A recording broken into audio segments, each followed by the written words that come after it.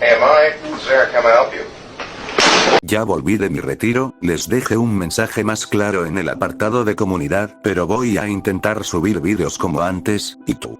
Si a ti te hablo, no al que está a tu lado tú, porque no estás suscrito, es gratuito por poco tiempo, no te creas, pero si suscríbanse. Bueno, los dejo con el capítulo, donde se esconden los monstruos, por Cold Luigi. Resumen, en un mundo tan variado y diverso como uno peculiar, se podría esperar que el miedo y la discriminación se convirtieran en cosas del pasado.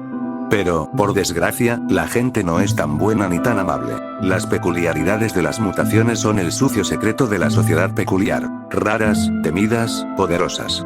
Tratados como algo apenas humano, quienes los retienen desaparecen en la ciudad subterránea sin ley conocida como Musutafu Underground, el lugar más infestado de villanos de Japón. Mina Asido tiene 24 años y es una ladrona que lucha por sobrevivir en un mundo que la llama monstruo. Pero entonces, un encuentro casual y una única elección la envían por un nuevo camino. Ahora, se está enamorando del héroe número 1, el hombre que todo el underground odia y teme. Izuku Midoriya, el héroe Atlas. Peor aún, algo oscuro se está despertando en las partes más profundas del subsuelo, con los ojos fijos en el mundo de arriba. Y ahora un monstruo de piel rosada y ojos dorados podría tener el destino de la ciudad, y el corazón de Izuku, en sus manos. Se necesitará un milagro para que esto termine bien. Notas. Sí, acabo de terminar un fic. Sí, estoy empezando uno nuevo. No, tampoco sé por qué soy así. De todos modos, bienvenido a una idea que Metalmike / Larry Culpepper pusieron en mi cabeza en Discord y se ha negado por completo a disculparse por animarme a hacerlo. Gracias a él por toda su ayuda para mejorar esta idea. El concepto del underground simplemente me vino a la cabeza y me negué a irme, así que pensé en ponerlo en este fic. Esta es la primera vez que realmente me involucro con el lado de la construcción del mundo de la escritura de ficción, por lo que me encantaría recibir comentarios al respecto. Este fic entrará en mi rotación existente, que retomará ahora que Crossing the Veil ha terminado. Yo diría que eso significa actualizaciones regulares, pero seré honesto y diré que eso significa actualizaciones basadas en cuánto disfruta la gente esta historia y amenaza con sacarme más provecho con Content Walking Stick. Entonces, ya sabes. Déjame saber lo que piensas de esto. Ahora con una traducción al ruso en Fic.pod, ver el final de la obra para más notas y otras obras inspiradas en esta. Capítulo 1. Bienvenido a Metro Subterráneo de Musutafu, el nombre coloquial de la vasta red de túneles, galerías, tiendas, viviendas y espacios públicos artificiales debajo de la ciudad de Musutafu, en el centro de Japón, a la que a veces se hace referencia como la ciudad enterrada. The Underground tiene sus raíces en las secuelas de la batalla entre el héroe Kraton y el villano Faulkline, que ha alcanzado un estatus casi mítico en el siglo transcurrido desde que las primeras leyendas peculiares se destruyeron entre sí bajo Musutafu. De hecho, el folclore local afirma que ambos han sobrevivido y que los terremotos periódicos localizados que afectan al metro son producto de su continua batalla. Tras el devastador conflicto, la ciudad de Musutafu y el gobierno japonés trabajaron juntos para convertir los túneles resultantes en un nuevo distrito de la ciudad con más de una docena de niveles distintos y extendiéndose cientos de pies hasta el lecho de roca reforzado por la peculiaridad de Kraton. Las regiones más altas del metro son mundialmente famosas por sus mercados abiertos y jardines subterráneos, y son un destino turístico popular. Más abajo, sin embargo, el metro se convierte en una maraña innavegable de túneles ilegales y barrios inestables excavados por los residentes, que son en gran medida la subclase de Japón, incluida una porción significativa de la población mutante del país. Los niveles inferiores del metro son conocidos por su infestación por bandas criminales y villanos peligrosos, la falta de un plan general o un mapa de su increíble extensión y la ausencia general de servicios básicos. De hecho, algunos expertos han expresado su preocupación por el hecho de que las frecuentes escaramuzas de héroes y agencias policiales con los residentes han avivado las tensiones con grupos desfavorecidos obligados a vivir allí por una sociedad hostil en la superficie, y que dichas tensiones solo aumentan las tasas de criminalidad y el peligro de ataques de villanos a gran escala. Artículo de Wikipedia Metro de Musutafu consultado el 06-10-2225. Fue un día muy ocupado en los mercados subterráneos. Los turistas se agolpaban alrededor de puestos que vendían todo tipo de recuerdos y delicias, asombrados por la pura novedad de su ubicación. Después de todo, no todos los días comprabas en un mercado cercano a 100 pies bajo la roca. La capa superior del metro de Musutafu era famosa por su belleza. Toda la caverna parecía brillar de un azul y un verde espeluznantes, gracias a las enormes luces que colgaban del lejano techo y a los paneles de iluminación más pequeños que recorrían el suelo y cubrían los flancos de los enormes pilares esparcidos por el metro, sosteniéndolo.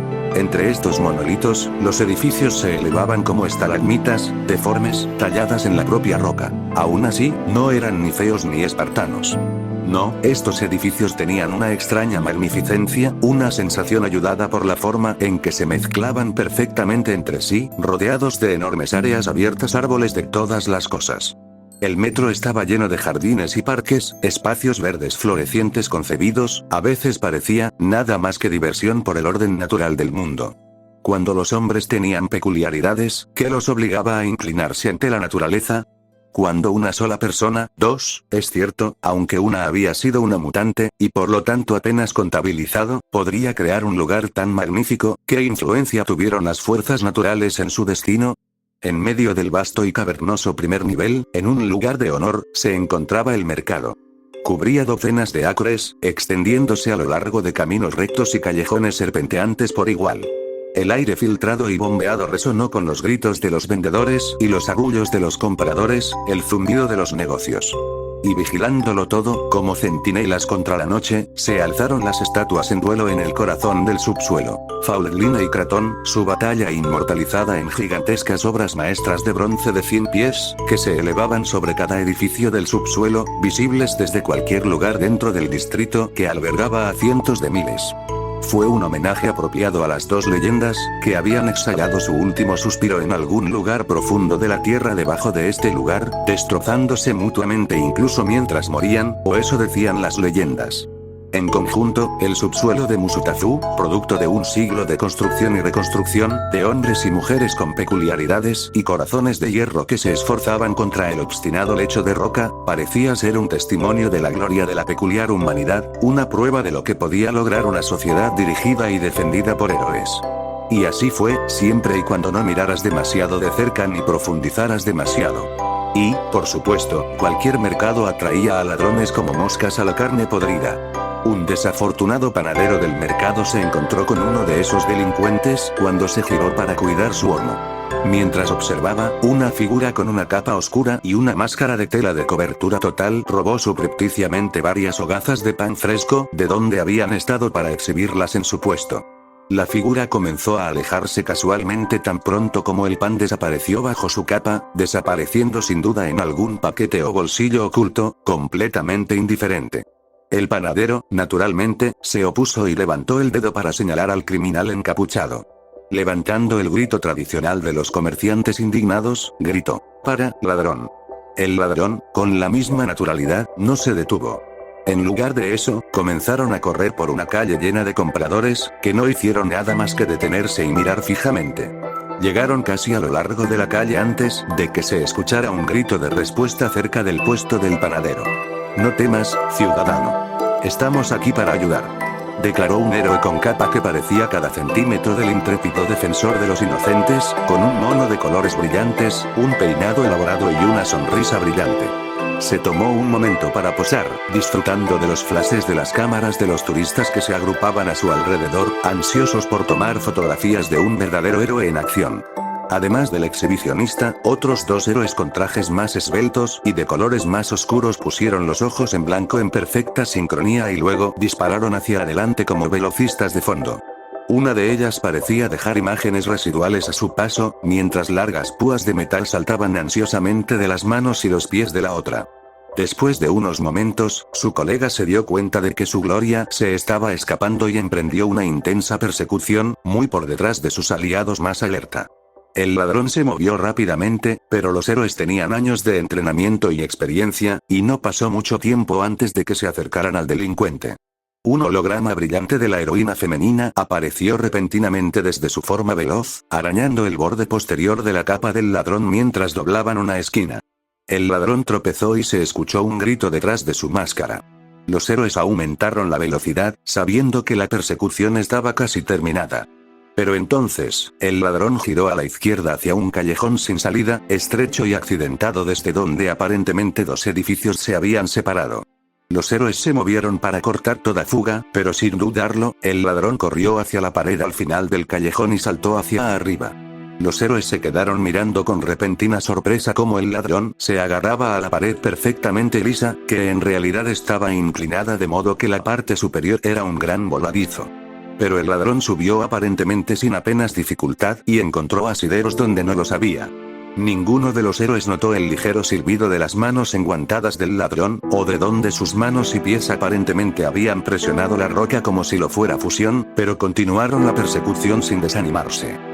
El exhibicionista saltó en el aire con piernas poderosas, saltando sobre los techos inclinados e irregulares para seguir al ladrón con enormes límites, mientras otro flexionaba sus manos para producir grandes púas parecidas a crampones, que comenzó a usar para trepar de manera muy similar a como lo había hecho el ladrón. La tercera heroína, carente de movilidad, continuó la persecución sobre el terreno, aunque sabía que no había forma de que pudiera contribuir.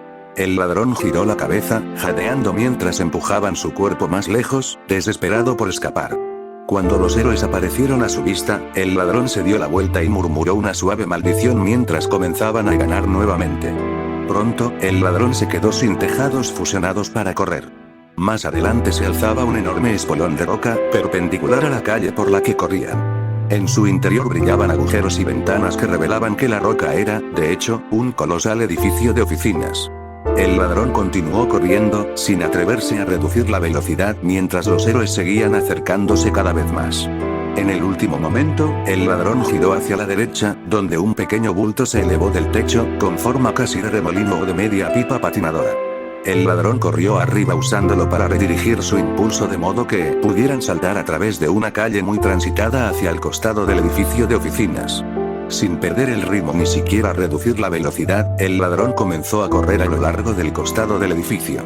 El héroe que empuñaba una estaca, llegando al borde de la azotea apenas latiendo el corazón después de su presa, solo podía mirar con asombro cómo el ladrón, con una mano arrastrándose por la roca como si estuviera encontrando compra, se movía rápida y fluidamente a lo largo del flanco de 100 pies de largo del edificio. Los bordes de sus pies parecían presionar la roca como masilla, dejando al héroe irremediablemente confundido acerca de cuál era la peculiaridad de su oponente. Por supuesto, estaba demasiado lejos para notar la fina capa de ácido increíblemente potente que fluía a través de la tela dura y porosa de los zapatos del ladrón, derritiendo la roca hasta convertirla en puntos de apoyo perfectos al entrar en contacto. El héroe de la espiga estaba fuera de la persecución, y el héroe del holograma no estaba por ningún lado, pero la persecución estaba lejos de terminar. Resultó que el exhibicionista era en realidad medio competente. Continuó saltando de un tejado a otro, siguiendo fácilmente el ritmo del ladrón, buscando una oportunidad. Lo encontró cuando el ladrón llegó hacia el final del megalito edificio de oficinas, y cuando sus tejados terminaban de manera similar en uno de los enormes pilares que sostenían todo el metro. Mientras el ladrón buscaba frenéticamente la siguiente vía de escape, el héroe hizo su movimiento, cruzando la distancia entre su tejado y el costado del edificio en una fracción de segundo. Se estrelló contra el costado del edificio a solo una docena de pies más adelante del ladrón, su pura fuerza destrozó la roca que lo rodeaba, una mano anclada profundamente en la pared, la otra extendida para agarrar al ladrón, con su sonrisa ansiosa y expectante. El ladrón no podía dejar de correr. Su posición no le permitía sujetarse firmemente a la pared si se detenía. Pero si seguían corriendo, seguramente serían capturados. Los segundos parecieron extenderse a años mientras, bajo la máscara, los ojos del ladrón escaneaban desesperadamente en busca de algo, cualquier cosa, para salvarlos. Cuando lo encontraron, esos mismos ojos se endurecieron en una determinación sombría, incluso cuando su corazón latía rápidamente en anticipación de algo aún más tonto y arriesgado de lo habitual.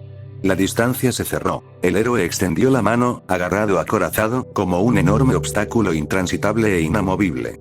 El ladrón llegó hasta dentro pulgadas de aquella mano que los agarraba, y cerraron los ojos. Luego se inclinaron hacia el edificio y se alejaron con la mano y el pie todavía agarrando la roca. Los ojos del héroe se abrieron de par en par mientras su presa volcaba en el aire, la parte superior de su capucha inmovilizada ondeaba a centímetros de su cabello dorado mientras la capa del ladrón revoloteaba con la brisa de su movimiento, revelando el ajustado traje negro que había debajo. Durante una fracción de segundo atemporal, el ladrón pareció colgar allí, suspendido en el aire, con las piernas metidas debajo de él mientras se volteaban hacia adelante.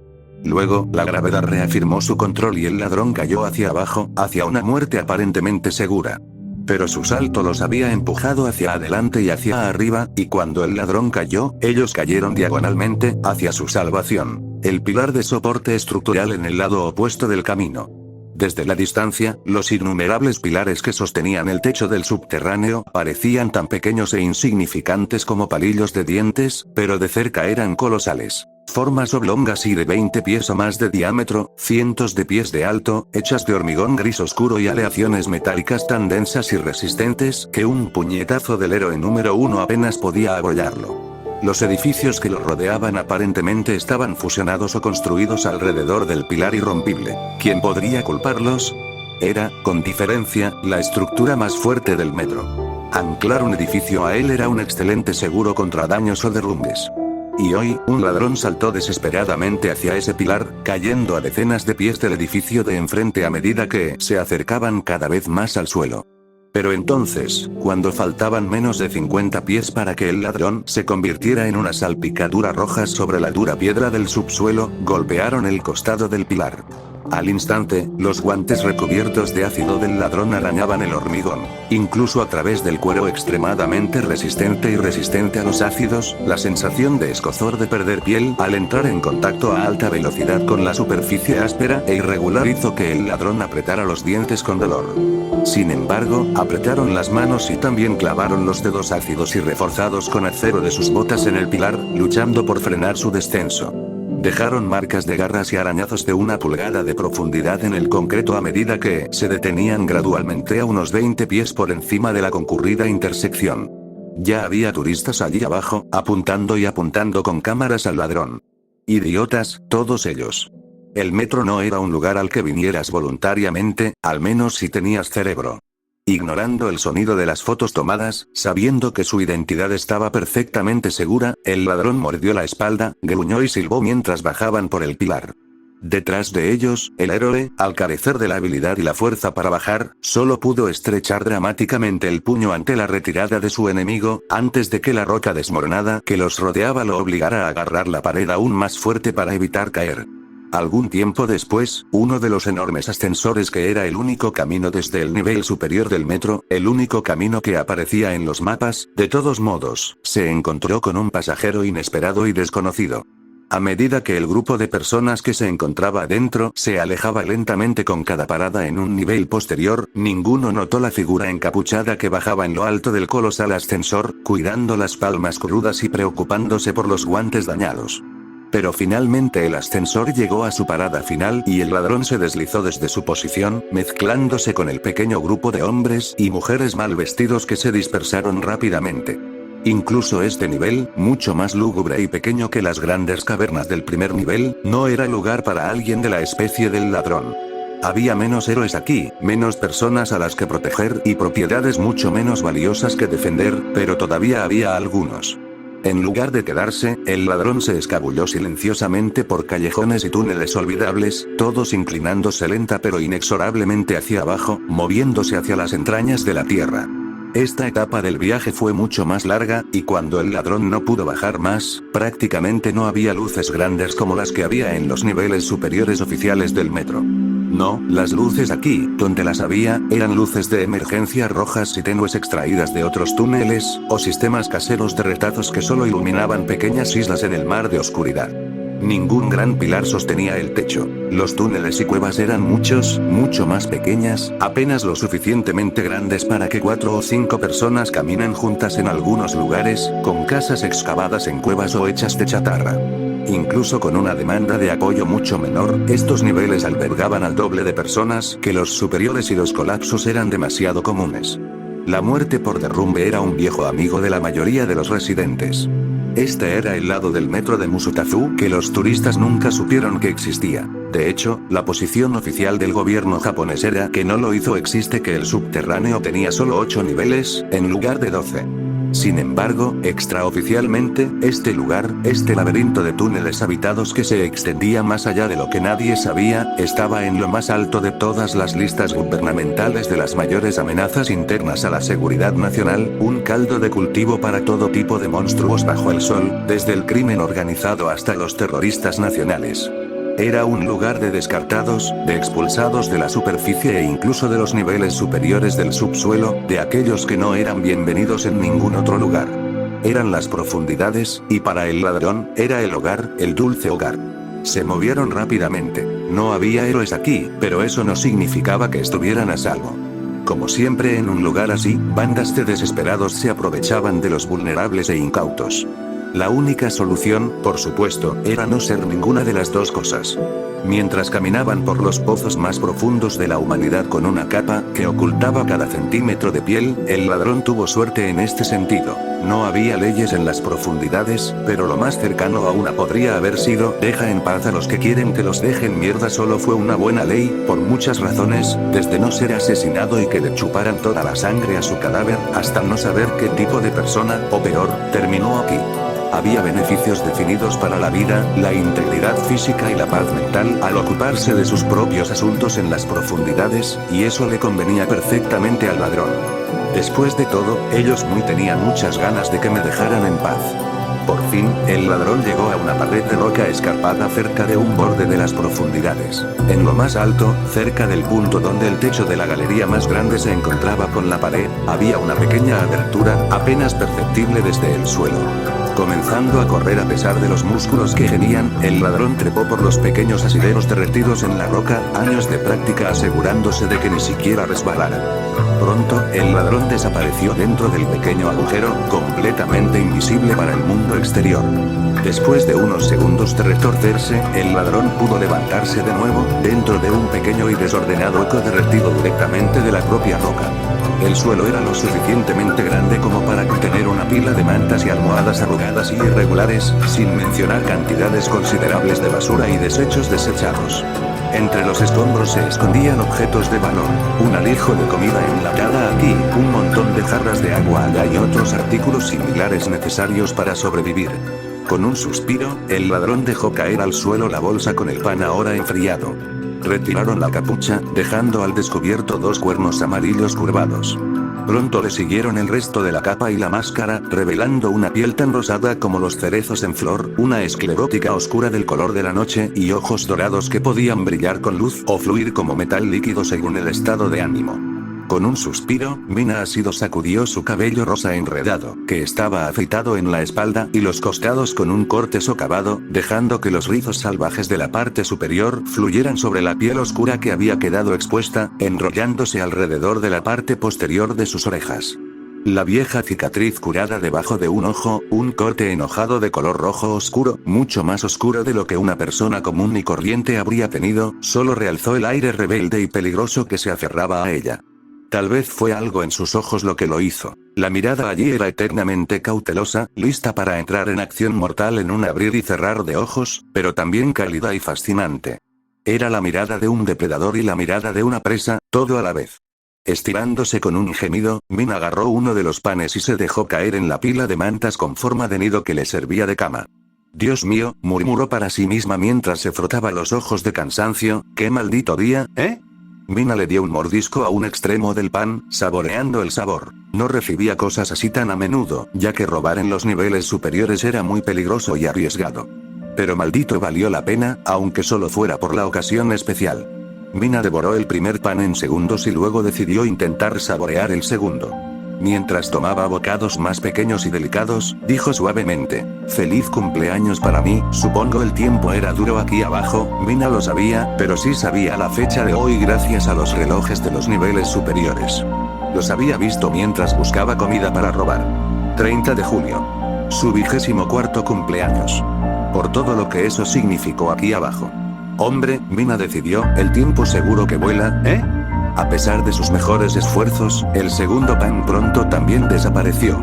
No quiero desperdiciar todos con la comida que tanto le costó ganar, Mina decidió que era suficiente y reservó los otros dos panes para mañana. Ella estaba agradecida de que su estómago no retumbara mucho. Estaba tan acostumbrado como ella a que la comida fuera tan confiable como su capacidad para robarla. Sintiendo la atracción del agotamiento, Mina bostezó profundamente y luego pensó que, incluso si se despertaba dolorida mañana, también podría descansar un poco antes de eso. Somnolienta, murmuró, solo otro día en el metro. Luego, ella estaba dormida, acurrucándose en la pila de mantas. Afuera, la vida continuaba, a su manera desordenada y desesperada. Por ahora, sin embargo, la mujer de piel rosada, no bienvenida en el mundo de arriba, dormía pacíficamente en las profundidades de la tierra. No podría durar para siempre. Capítulo 2. Caballeros con armadura brillante. Resumen. Héroes arriba, villanos abajo. Así ha sido siempre el underground. Esta vez conozcamos a algunos de los héroes. Notas. Ver el final del capítulo para notas. Texto del capítulo. Carlito, conocido con el nombre de Héroe Olo, todavía estaba trabajando en procesar todo lo que había sucedido últimamente. En serio, hace un mes todavía estaba en UA. Y desde entonces, se había graduado, no había conseguido un trabajo en la agencia en la que había hecho prácticas, estúpido accidente de tarta de queso, y luego, y luego Aegis Heroics la contrató. De alguna manera, ella, la aspirante a heroína intermedia y relativamente poco impresionante, para un graduado de la UA, había logrado impresionar a la agencia de héroes más prestigiosa de Japón lo suficiente como para que la aceptaran como compañera. Y eso había llevado a lo absoluto locura. Eso estaba sucediendo hoy. Ella, Akari, estaba de patrulla con el héroe número 1. Quiero decir, claro, tenía sentido que ella lo conociera fundado Aegis, después de todo, pero, todavía. No todos los días podías trabajar junto a uno de tus ídolos. Dijo que el héroe número 1 la empujó suavemente hacia un lado mientras doblaban una esquina. Con una voz que parecía llenar el mundo, dijo, «Hola. ¿De la Tierra Lolo?» Akari parpadeó sorprendida y se dio cuenta de que había logrado desconectarse por completo en medio de una patrulla. Ella gritó avergonzada y dijo, «Oh, lo siento, Atlas, señor». Izuku Midoriya, el héroe Atlas, el hombre más joven en ocupar el puesto número 1 a los 24 años, simplemente se rió de ella. «Supongo que está zonificado», dijo suavemente, rechazando las frenéticas disculpas de Akari. «No te preocupes por eso, chico. A todo el mundo le pasa. Mantén la cabeza en alto, ¿de acuerdo?» Akari asintió y sus mejillas de color rojo brillante se desvanecieron lentamente. Logró recuperarse antes de disculparse nuevamente, pero no pudo evitar responder. «No volverá a suceder, señor». «Bien», dijo Izuku con aprobación, antes de agregar, «y no es necesario que me llame señor. Solo llámame Atlas». «Está bien, señor», respondió Akari automáticamente, antes de darse cuenta de lo que acababa de decir. Su rubor regresó, pero lo único que hizo Izuku fue reír. No es que Akari lo fuera deslumbrado, exactamente. Bueno, tal vez lo era, solo un poquito, pero aunque esta era la primera vez que estaba de patrulla con Atlas, lo era lejos desde la primera vez que lo conoció. Cuando la contrataron por primera vez, Atlas la saludó personalmente, y había sido un poco abrumador verlo simplemente pasando el rato con los otros héroes de la agencia. Todos sus compañeros la habían observado con ojos comprensivos esos primeros días. Al final, la llevaron aparte y le explicaron que, sí, Izuku era simplemente así. Fuera del disfraz, el héroe número 1 era una fuente tranquila e interminable de optimismo brillante, chistes y juegos de palabras realmente malos. Era casi posible olvidar que, debajo de los vaqueros y las estúpidas camisetas que llevaba fuera de servicio, el hombre estaba construido como un basurero de ladrillos, y había sido visto presionando casualmente vagones de tren. Pero cuando él puso en ese disfraz ya icónico de verde, blanco y rojo, eso fue por eso que Akari estaba tan fuera de juego. Una cosa era ver fotos de Atlas en acción o ver vídeos de él en línea. Fue algo completamente diferente verlo en persona.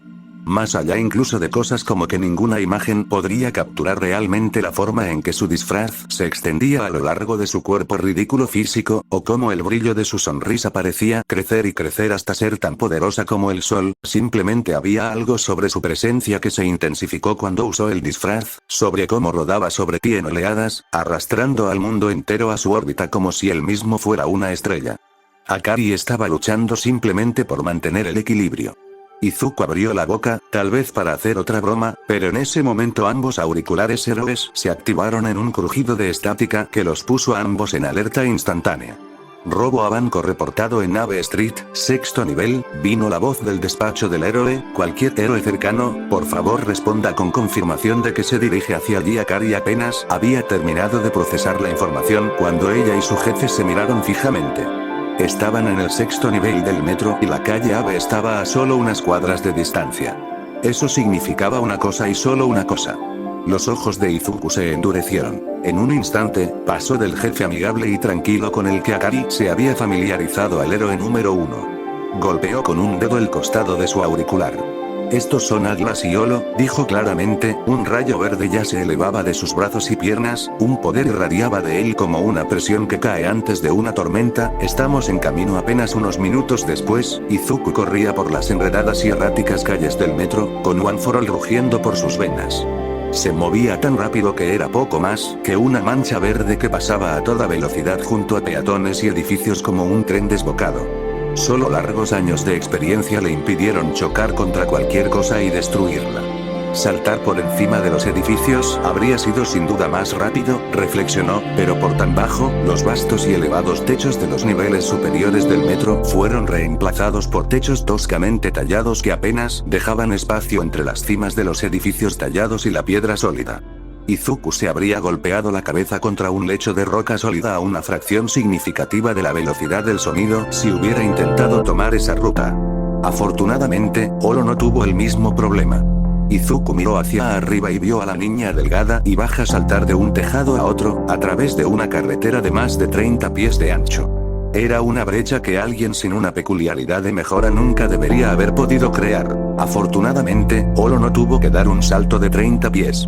En lugar de eso, Izuku observó cómo Akari saltaba desde un tejado, con la cabeza pasando a solo un pie por debajo de una estalactita que colgaba del techo. Se elevó más de una docena de pies, un salto impresionante, pero aún muy corto. Pero entonces, justo cuando empezó a caer por debajo del vértice de su salto, las manos de Akari brillaron con luz azul. Bajo sus pies apareció con perfecta precisión una placa rectangular brillante. Akari aterrizó sobre él suavemente, luego inmediatamente saltó de él nuevamente, dirigiéndose hacia el aire una vez más. Tal como antes, convocó un punto de aterrizaje sólido literalmente de la nada. Akari zigzagueó por el aire, marcando el ritmo de Izuku mientras se movía, dejando un rastro de plataformas brillantes detrás de ella como escalones etéreos. Después de unos 10 segundos, cada plataforma comenzó a desvanecerse. Pero para entonces, la heroína ya hacía tiempo que se había ido.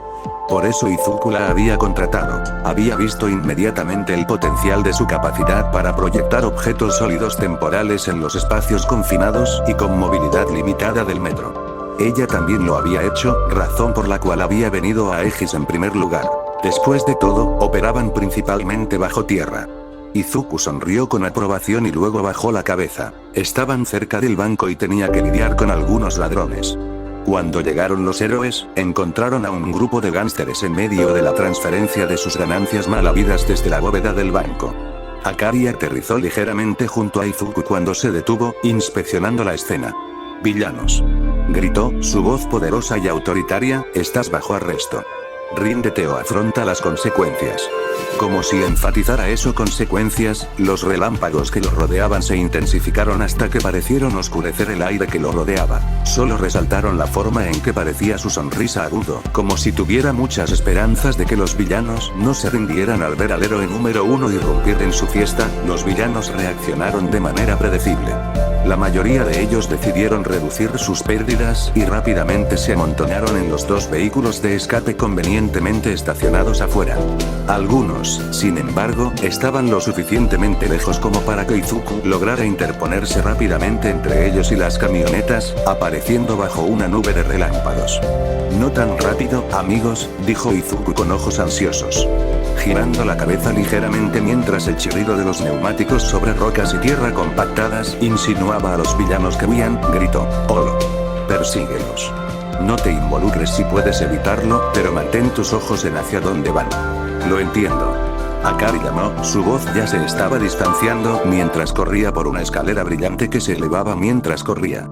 Por fin, saltó desde el frente y rápidamente comenzó a saltar de una plataforma que aparecía a otra, persiguiendo las furgonetas que se retiraban. Asintiendo hacia sí mismo, Izuku se volvió hacia los tres villanos a los que había cortado con éxito. Ustedes tres, dijo con gusto, su sonrisa volviéndose salvaje y ansiosa, son mío dos de los villanos, un hombre calvo con tatuajes que le cubrían los brazos hasta el hombro y púas tipo nudillos de bronce que emergían de sus puños y uno cuya boca comenzó a transformarse en un hocico de cocodrilo, con dientes y todo, decidieron atacar. Izuku los superó rápidamente, agachándose bajo el golpe descuidado del calvo, girando mientras saltaba en el aire para golpear una pierna contra el costado de la cabeza del villano, y luego girando sobre el de dientes de cocodrilo justo a tiempo para esquivar su estocada y bajar un puño en su cara. Los dos hombres se desplomaron en el suelo, gimiendo, abatidos con solo 2 golpes. Izuku apenas había estado usando un tercio de One for All. Fácil y rutinario. Pero espera, ¿no estábamos allí 3 villanos? Izuku inmediatamente entró en alerta máxima, buscando al último ladrón y preparándose para reaccionar ante el más mínimo indicio de una emboscada. Pero finalmente, captó el más mínimo atisbo de movimiento cuando alguien corrió hacia la orilla, una mancha marrón y negra, como el borde ondeante de una capa. Izuku los persiguió de inmediato, pateando las puertas para evitar que lo tomaran por sorpresa cuando entró al banco, que estaba inquietantemente en silencio. El polvo y los escombros del ataque de los villanos colgaban en el aire quieto y tranquilo, y no había señales de vida. ¿A dónde fueron? Izuku se preguntó. No hay forma de que hayan salido del vestíbulo en el tiempo que tenían, detente ahí mismo. Una voz aterrorizada y temblorosa exigió. Al instante, Izuku giró para afrontar el sonido. Se encontró cara a cara con el villano desaparecido, que temblaba como una hoja. En una mano sostenían un arma, una cosa fea y de nariz chata que brillaba enojada mientras presionaba la cabeza de la mujer aterrorizada que sostenían en la otra mano. Ella también temblaba. Vestida como uno de los cajeros, claramente se había estado escondiendo detrás de la cabina detrás de la cual ahora estaba el villano, manteniéndolos separados de Izuku y fuera de su alcance. Izuku rechinó los dientes mientras se congelaba en el mismo lugar. Genial, ahora esto era una situación de rehenes. Lentamente, manteniendo la voz uniforme, respondió. Está bien, me detengo. No dispares. El relámpago verde que rodeaba a Izuku se disipó mientras relajaba su control sobre One for All. El villano, en todo caso, parecía vengarse más asustado. Insistieron, no te acerques más. Dispararé, lo digo en serio. Izuku asintió, extendiendo los brazos y manteniendo las palmas visibles para evitar que el villano se asustara. Te creo, dijo, manteniendo la calma, no me acercaré más por unos momentos. El villano pareció vacilar, como si no estuviera seguro de qué quería hacer a continuación. Izuku se tomó el momento para ver por primera vez al criminal. De repente, sus ojos se abrieron de par en par cuando se dio cuenta de por qué no había podido saber dónde terminaba la cabeza del villano y comenzaba la cabina oscura en la que se habían mezclado. Espera un segundo.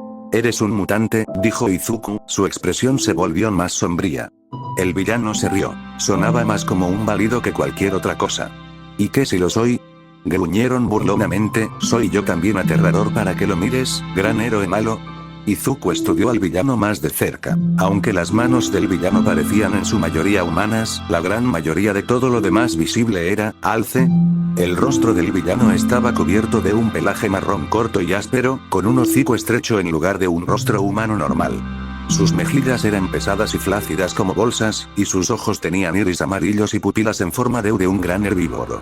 Y por supuesto, estaba el par de magníficas astas que brotaban de la cabeza del villano, sus muchas puntas se ramificaban y se extendían en todas direcciones, cambiando la forma de su contorno y, imaginó Izuku, convirtiendo atravesar puertas en una experiencia desagradable. Por un momento, Izuku no estaba seguro de cómo responder. Se había topado con mutantes antes, por supuesto, eran más comunes aquí en el underground que en cualquier otro lugar del mundo, pero nunca había visto uno como esto. Izuku recordaba a algunos de ellos. Eran como animales furiosos, arremetiendo contra todo lo que podían alcanzar, a menudo terriblemente poderosos. Claro que los había algunos que no eran tan malos, pero la mayoría de la gente les tenía miedo, alegando que las peculiaridades de las mutaciones alteraban los cerebros de sus usuarios, los convertían en inclinado matar, destruir y arremeter como quisieran. Y ahora, uno de esos mutantes apuntaba con un arma a una mujer inocente que Izuku había jurado proteger. El mundo parecía encogerse y todo lo que estaba fuera de este banco destruido desaparecía en la niebla. Solo había esta pequeña habitación. Las únicas personas en toda la creación eran Izuku, la mujer frente a él y el hombre, o menos, que quería matarlos a ambos. Al villano parecía resultarle hilarante todo este asunto. Se reía para sí mismo, haciendo que esas enormes astas se balancearan de un lado a otro. Mutant, murmuró como para sí mismo, el silbido de su boca formó la palabra convirtiéndola en una especie de juramento, una especie de maldición, sí, eso es lo que soy, supongo. Solo un bicho raro al que todo el mundo debería tener miedo. Un monstruo no tienes que serlo, lo intentó Izuku, con su voz entre preocupada y seria, podrías bajar el arma. No tiene por qué ser así, el villano resopló y sacudió la cabeza. No lo entiendes, dijo, no entiendes absolutamente nada. El villano volvió a levantar la cabeza e Izuku reconoció la mirada en sus ojos incluso a través de un rostro que no podía expresar ni una sola expresión humana. El villano levantó la boca del arma de la cabeza de su rehén, extendió el brazo y apuntó el arma directamente a Izuku. Tranquilamente, el temblor ya se había ido, dijo el villano, si todos dicen que soy un monstruo, más vale que me incline hacia él, ¿no? Nada de lo que pudiera hacer podría hacerles cambiar de opinión. Así que a la mierda. No es mi trabajo arreglar un mundo tan roto. Pero tal vez lo intente de todos modos. Así que, adiós, maldito héroe. El dedo del villano se apretó cuando comenzó a presionar el gatillo. Era el momento que Izuku había estado esperando. Más rápido de lo que el ojo humano podía moverse, un remolino de energía negra en la punta de su dedo tomó forma y se movió con el más mínimo movimiento del dedo de Izuku. Disparó hacia adelante, una hebra larga como un látigo que se enrollaba alrededor del cañón y el mango del arma y el dedo del villano. Izuku tirado, y el arma se soltó del agarre del villano. Voló de sus dedos conmocionados, aterrizando inútilmente sobre las baldosas que alguna vez brillaron en el piso del banco, deslizándose hacia un rincón. Antes de que el arma tocara el suelo, Izuku avanzó y One for All respondió a su llamado como siempre. Un rayo verde envolvió su puño mientras se estrellaba contra la cara del villano. El puro fuerza detrás del impacto, el villano se estrelló contra la pared detrás de él. Cayó al suelo como un saco de rocas, dejando un cráter impresionante. Una vez que se confirmó que el villano estaba fuera del recuento, Izuku corrió rápidamente al lado de la mujer. ¿Estás herido?, preguntó sonriendo ampliamente. La mujer meneó la cabeza. Temblaba demasiado fuerte para hablar. Izuku le dio unas palmaditas en la espalda para calmarla. Aunque deseaba poder quedarse y asegurarse de que ella estuviera bien, todavía tenía más villanos que atrapar. Entonces él le dijo, quédate quieta, ¿de acuerdo? La policía estará aquí en cualquier momento. Una vez solucionado esto, Izuku se puso de pie, dejando al villano inconsciente esposado por si acaso. Salió al exterior, comparativamente luminoso, con una mano ya levantada hacia su auricular. Presionando el botón lateral, comenzó, Holo, informe. ¿Has estado vigilando al resto de los villanos? Unos momentos después, el crujido de la estática marcó el comienzo de su respuesta. Sí, lo he hecho, Atlas, ella respondió, sonando un poco cansada y estresada, pero por lo demás bien, solo que, hay un pequeño problema. Izuku esperó pacientemente la explicación, pero fue interrumpida por el sonido de un aullido y un gruñido desde el otro extremo de la línea de comunicación. Preocupado, exigió, Holo, ¿está todo bien? El momento de silencio que siguió tuvo a Izuku listo para decir malditos daños a la propiedad y saltar por todo el maldito nivel para llegar hasta su compañero. Afortunadamente, la voz de Akari regresó un momento después cuando respondió, sí, todo está bien. Uno de ellos tenía una peculiaridad de proyectil, seguía disparándome mientras los perseguía. Decidió darme una última oportunidad de despedida. ¿Tiro de despedida?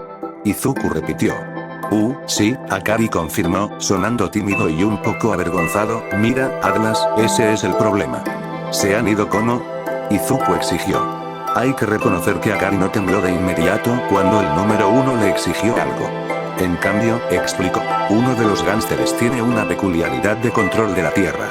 Abrió una entrada oculta a una red de túneles. Sin embargo, a juzgar por dónde estaba, creo que podría ser uno de los túneles de mantenimiento. Izuku asintió ante eso. Al igual que las alcantarillas sobre el suelo, las áreas debajo y alrededor de los niveles oficiales del metro estaban llenas de pequeños túneles de mantenimiento y acceso para infraestructura vital. Desafortunadamente, también fueron la base perfecta para redes de túneles ilícitos, en gran parte sin mapear, excavados por villanos y criminales a lo largo de los años, lo que hizo que atrapar villanos fuera aún más complicado de lo habitual. Maldita sea, murmuró, nunca los encontraremos allí. Este es el tercer robo a un banco en 2 meses. Ser esta misma pandilla. Estábamos tan cerca, hubo silencio por encima de las comunicaciones. Claramente, Akari estaba un poco ocupada recuperando el aliento al correr a mitad de la ciudad mientras esquivaba proyectiles.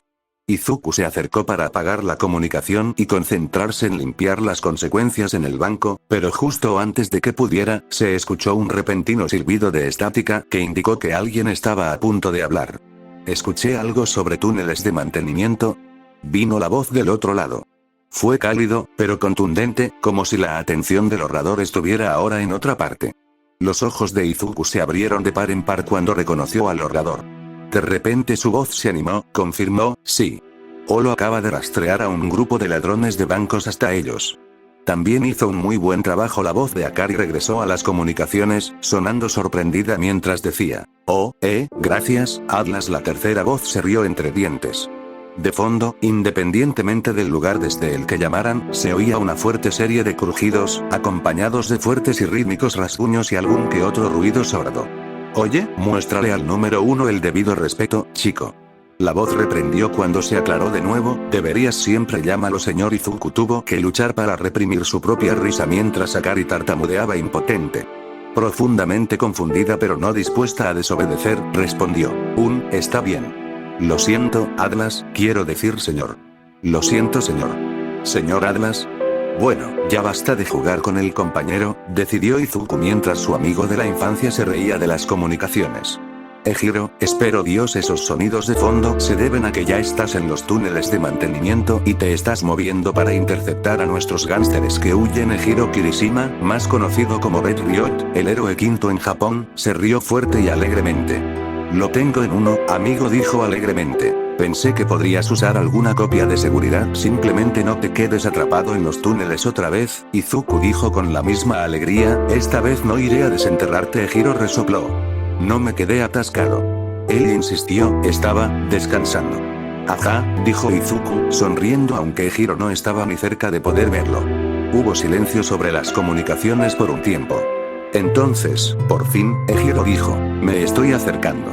Nos vemos en un rato. Una vez que haya robado la gloria del número 1, Izuku no pudo evitar la risa que se le escapó de los labios ante el ruido escandalizado que Akari hizo por las comunicaciones. Él dijo simplemente, nos vemos al otro lado, hombre, nos vemos del otro lado. Ejiro resonó alegremente antes de que el clic silbido de la estática llenara la línea mientras se desconectaba. Cuando se fue, Akari preguntó tímidamente, entonces, ¿debería llamarlo Atlas o señor? Izuku puso los ojos en blanco. Solo, en el trabajo, llámame Atlas, ¿de acuerdo? Suspiró, y dejó de escuchar a Ejiro. Le gusta demasiado meterse con nuestros compañeros en el laberinto de estrechos túneles bajo el sexto nivel del metro de Musutazu. El grupo de criminales que huyan corrió apresuradamente por un camino secreto, marcado con señales ocultas que solo su pandilla conocía. La pandilla se movió rápidamente, huyendo de los héroes que se acercaban como ratones huyendo de un gato. Detrás de ellos, uno de sus miembros selló el túnel con piedra y tierra, ocultándolo perfectamente y asegurándose de que no fueran perseguidos. Los gánsteres se rieron para sí mismos mientras se deslizaban por el laberinto, convencidos de que habían escapado de los héroes una vez más. Luego, las luces se apagaron. Las delgadas tiras de iluminación sobre sus cabezas parpadearon, una tercera vez. Luego desaparecieron. Ahora solo había el resplandor rojo de las luces de emergencia, que marcaban salidas que estaban demasiado lejos. El túnel era estrecho, los hombres se empujaban y se empujaban a medida que avanzaban, nerviosos y nerviosos. A lo lejos podían oír sirenas, gritos y, debo decir que esta es una buena ruta de escape que tienes aquí. Los hombres se congelaron. ¿Quién había dicho eso? ¿De dónde venía? Poco a poco, un nuevo sonido ahogó las sirenas y los susurros nerviosos de los gánsteres. Fue un raspado alto y duro, como 1.000.000 de clavos en una pizarra. Golpeó las orejas de los hombres y les desgastó los nervios. Luego, la fuente del sonido dobló una esquina y el túnel detrás de ella desapareció. Los hombres se empujaron hacia atrás mientras una forma enorme y aterradora aparecía repentinamente de un túnel que se cruzaba. Los gánsteres maldijeron y empujaron en su desesperación por alejarse de la figura. Era inmensamente musculoso, de aspecto inhumano en el pequeño espacio del túnel, con cabello rojo puntiagudo que casi raspó el techo. Cada centímetro de su cuerpo era duro como un diamante, cristalizado e irrompible. Un brazo fue empujado contra la pared toscamente tallada del túnel, empujando en la roca. Una lluvia constante de chispas brotó de sus nudillos dentados mientras se apoyaban contra la piedra, produciendo ese sonido horrible y abrumador. Las chispas iluminaron su rostro, sus afilados dientes brillando en el baile parpadean como los de un tiburón. En la pequeña cantidad de luz roja que invadió a los hombres aterrorizados, el héroe Red Ryuk parecía un demonio del propio infierno, y lo era Grimming. Llenó el túnel por completo y los hombres sabían que no había forma de evitarlo. El camino detrás de ellos no era más que un callejón sin salida. Estaban atrapados. Ejiro, sabiendo exactamente lo aterrador que se veía en el espacio claustrofóbico y amando cada parte del mismo, comenzó: muy bien, muchachos. Podemos hacer esto de la manera fácil, o podemos hacerlo. Uno de los gánsteres, aterrorizado por el sonido, la luz y el héroe amenazador que los atrapaba en un espacio tan claustrofóbico, saltó hacia Ejiro. Su mano, con forma de pata de oso pardo, con garras y fuerza para hacer cerillas, se estrelló contra el costado de la cabeza de Ejiro. Fue un golpe que podría haberle arrancado la cabeza de los hombros a un hombre normal.